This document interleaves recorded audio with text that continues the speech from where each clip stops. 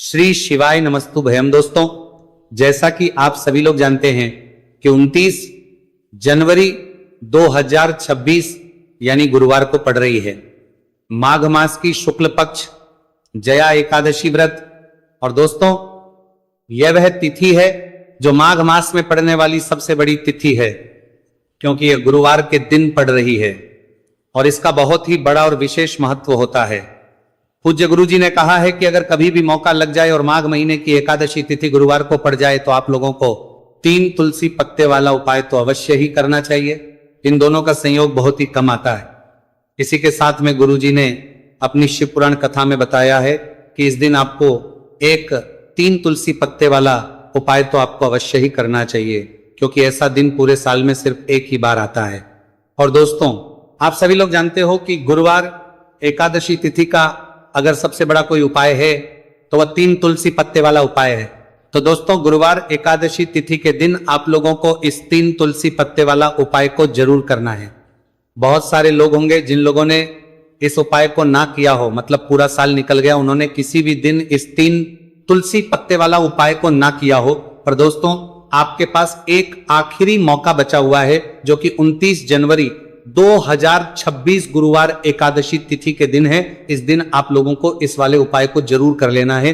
भले ही आपने महीने भर इस उपाय को ना किया हो, पर अगर आपने इस माघ महीने के गुरुवार एकादशी तिथि के दिन अगर इस वाले उपाय को कर लिया तो आपको इस उपाय को करने का वह फल मिलेगा जिसकी आपने कभी कल्पना भी नहीं करी होगी।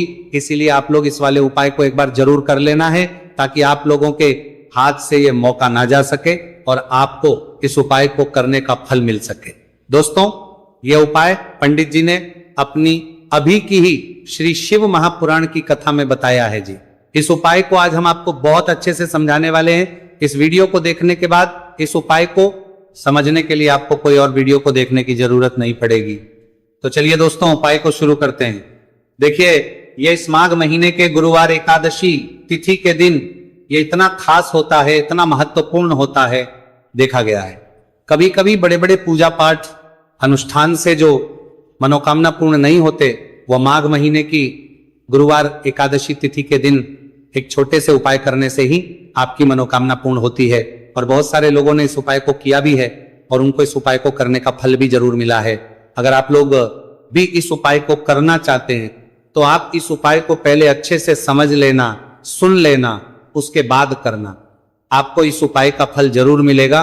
और इस उपाय को कर लेने से आपके घर में चाहे किसी भी प्रकार की दुख और समस्या क्यों ना चल रही हो, आपको उसका कारण भी नहीं पता है कि भाई ये समस्या किस कारण से चल रही है। उसका कुछ भी कारण हो सकता है, जैसे पितृदोष हो सकता है या किसी भी तरह का मंगल दोष भी हो सकता है। तो इस दिन आप लोगों को ये वाला उपाय कर लेना है। ये एक ऐसा उपाय है जिस उपाय को अगर किसी विशेष दिन पर किया जाए तो भाई उस विशेष दिन का जो है वह तो हमें मिलता ही मिलता है, पर हमने उस दिन पर इस उपाय को किया है तो हमें उससे भी बड़ा फल मिलता है, और फल बहुत जल्दी मिलता है, क्योंकि आप इस उपाय को बहुत ही बड़े और विशेष दिन पर कर रहे हो। तो चलिए अब उपाय के बारे में बात करते हैं, लेकिन उससे पहले लोगों को यह जानना आवश्यक है कि आखिर ये उपाय किस समय करना है, किसको करना है और कैसे करना है। तो चलिए हम आगे आपको वीडियो में एक एक करके बता देते हैं। लेकिन उससे पहले अगर आप लोग हमारे चैनल पर पहली बार आए हैं या फिर मेरी आवाज आज पहली बार सुन रहे हैं तो हमारे चैनल को सब्सक्राइब जरूर कर लेना। और इससे पहले आपको कैसे करना है, वीडियो को लाइक करके कमेंट बॉक्स में श्री शिवाय नमस्तु भयम ओम नमः शिवाय जरूर टाइप कर देना। तो दोस्तों, इस 3 तुलसी पत्ते वाला को हमें इस गुरुवार एकादशी तिथि के दिन कैसे करना है, किसको करना है, दोस्तों किस समय करना है और कहां पर करना है, ये सारे सवालों के जवाब आपको इस वीडियो में मिल जाएंगे। और जो ये वीडियो देखेगा भाई, उसको 3 तुलसी पत्ते वाला उपाय जरूर करना चाहिए, क्योंकि इस दिन एक तुलसी पत्ते का भी बहुत ही बड़ा और विशेष महत्व होता है।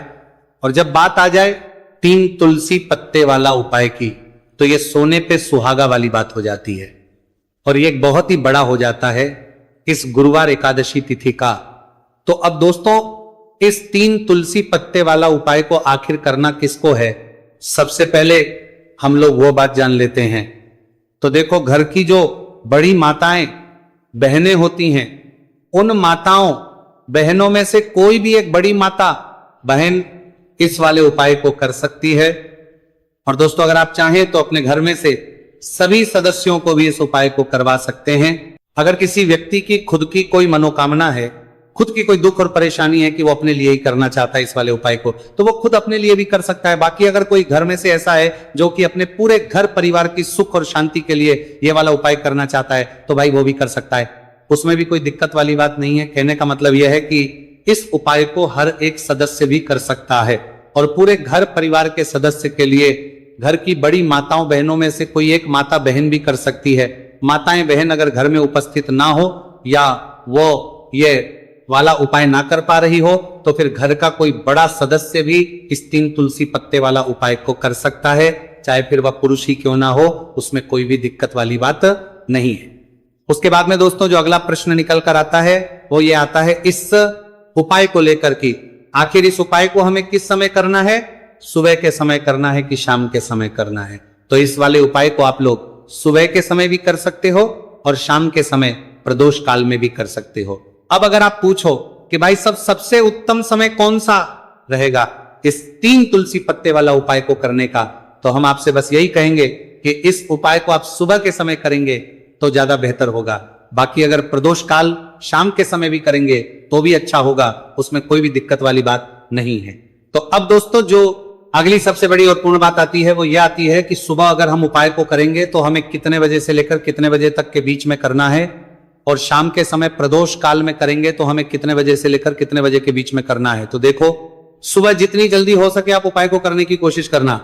बाकी अगर किसी कारणवश लेट भी हो जाओ, थोड़ी देर भी हो जाए, तो 10 या 11 बजे तक भी आप उपाय कर लेना, पर 12 बजे से ज्यादा देरी ना हो, ठीक है, बात का ध्यान रखना। उसके बाद में दोस्तों अगर शाम के समय प्रदोष काल की बात करें, प्रदोष काल का जो समय है होता है वो शाम के 6 बजे से शुरू हो जाता है। मतलब शाम के 6 बजे से लेकर 7 बजे के बीच का जो समय होता है यह समय प्रदोष काल का समय होता है। तो आप इस उपाय को 7 या 8 बजे के बीच में भी कर सकते हो। मतलब शाम के 6 बजे से रात 8 बजे के बीच में आप कभी भी इस वाले उपाय को कर सकते हो, उसमें कोई भी दिक्कत वाली बात नहीं है। तो चलिए दोस्तों जान लेते हैं सबसे पहले उपाय के बारे में, जो कि है तुलसी जी के पत्तों का बहुत ही चमत्कारिक उपाय। देखिए हम सभी के घरों में माता तुलसी का पौधा अवश्य ही होता है। तो देखिए हमें तुलसी जी के पौधे से सबसे पहले तो 3 पत्ते तोड़ने हैं। तो देखिए तुलसी जी के आपको 3 पत्ते तोड़ लेने हैं, और इन तुलसी जी के पत्तों को तोड़ने के बाद आपको एक छुटकी हल्दी भी अपने साथ में लेनी है। हल्दी के अंदर आपको जल मिला करके पेस्ट के रूप में तैयार करना है, और इसी के साथ में आपको एक दीपक भी लेना होगा। दीपक आपका भी ले सकते हैं, आटे का भी ले सकते हैं, और इस दीपक में आपको शुद्ध घी डाल करके इसमें आपको लंबी रुकी बाती का प्रयोग करना है। देखिए दोस्तों आपके पास है 3 तुलसी जी के पत्ते। तो पहला जो तुलसी जी का पत्ता है उस पर आपको सबसे पहले तो जो आपने हल्दी ली है उसकी एक बिंदी लगानी है। और पहला जो तुलसी जी का पत्ता है, आपके घर में भगवान विष्णु का चाहे कोई सा भी स्वरूप हो, चाहे लड्डू को गोपाल जी का स्वरूप हो, या फिर भगवान कृष्णा की आपके मंदिर में प्रतिमा हो, या फिर भगवान श्री राम की प्रतिमाएं, उनके सामने आपको पहला तुलसी जी का पत्ता अर्पित करना है। अब देखिए दोस्तों आपके पास जो 2 तुलसी जी के पत्ते हैं और आपके पास जो एक दीपक है, इन्हें आपको लेकर के पहुंचना है अपने ही घर में तुलसी जी के पौधे के पास में। देखिए सबसे पहले तो आपके पास जो 2 तुलसी जी के पत्ते हैं उन पर भी आपको हल्दी की एक एक बिंदी लगानी है, और उन दोनों ही जी के पत्तों को आपको अपने घर में तुलसी जी के पौधे के वहां पर ही अर्पित कर देने हैं। और इस प्रकार से ये दोनों पत्ते भी तुलसी जी के पौधे के पास में अर्पित करने के बाद अंत में जो आपके पास एक लंबी बाती का दीपक है, इसे आपको तुलसी जी के पौधे के पास में ही प्रज्वलित कर देना है। जो भी व्यक्ति अपने ही घर पर गुरुवार एकादशी तिथि के दिन इस प्रकार से तुलसी जी के 3 पत्तों का ये उपाय कर लेता है तो उसका परिवार हमेशा खुश रहता है, उसके परिवार में कभी भी कोई भी संकट उत्पन्न नहीं होता है, और यदि आपके घर में जो भी ग्रह क्लेश है वो भी समाप्त होते हैं। तो इस प्रकार से आपको ये पहला उपाय करना है। अब दोस्तों हम जान लेते हैं दूसरे उपाय के बारे में। देखिए इस उपाय को करने के लिए भी आपको मात्र 1 लोटा शुद्ध जल लेना है तांबे के पात्र के अंदर, और इसी के साथ में आपको एक प्यारी सी और सुंदर सी बेलपत्र ले ली है। बेलपत्र है वो कहीं से भी खंडित नहीं होनी चाहिए, इस बात का ध्यान रखना है।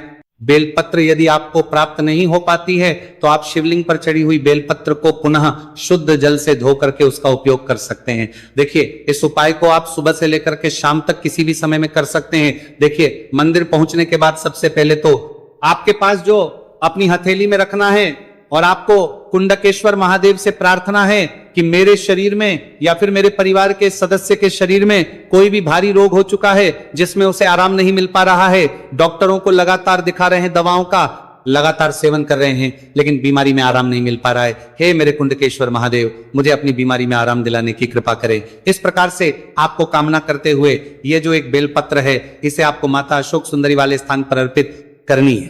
देखिए, माता अशोक सुंदरी वाले स्थान पर जब भी आप ये बेलपत्र अर्पित करेंगे तो इसकी जो चिकनी साइड है वो शिवलिंग से स्पर्श रहेगी और इसको आपको इस प्रकार समर्पित करना है कि जो इसकी डंडी है वो